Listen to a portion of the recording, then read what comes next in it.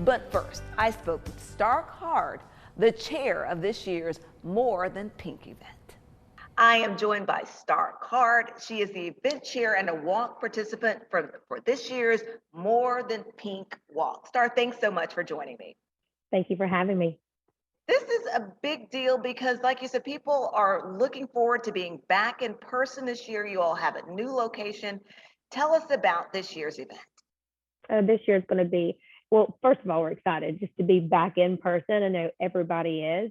And we have a new location. We have Hamilton Place Mall is our location for a walk this year. So you all are going to be both inside and outside. How's that going to work? We are going to be both inside and outside. It's great just to have both options. Yeah.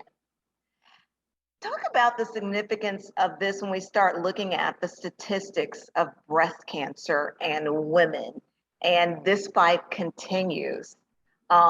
To make women make sure they're getting their mammograms, to make sure they're getting the best treatment possible, so that they can survive this. And the good news is that more women are surviving breast cancer. So just talk about the need to continue raising awareness about this.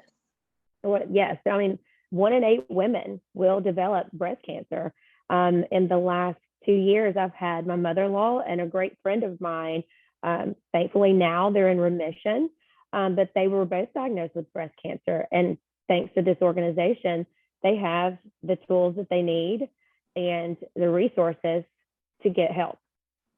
And in your mother-in-law's case and your friend's case, have they been getting regular mammograms? Was this something that, they were aware about, breast cancer is so important. I've got to continue to, make sure I'm doing what I need to do when it comes to my doctor's appointments and visits?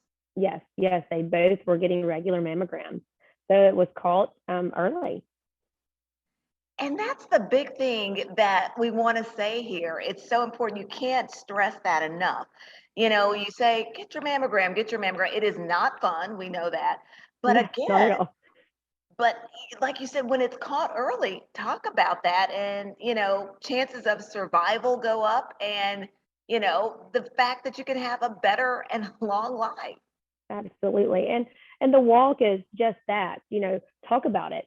We're going to have, there's power in numbers. We're going to have men and women there that have been affected either by having breast cancer or knowing a breast cancer survivor, or maybe, even honoring and remembering, a breast cancer patient and loved one.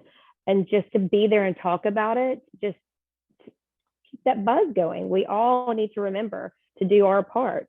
But, thankfully, we have an organization like Susan G Komen that can help us get the resources that we need. And, Starr, for so long, people thought that this was something, we know about the recommendations when it comes to getting your mammogram, but we're seeing more younger women develop breast cancer. Mm-hmm. We are.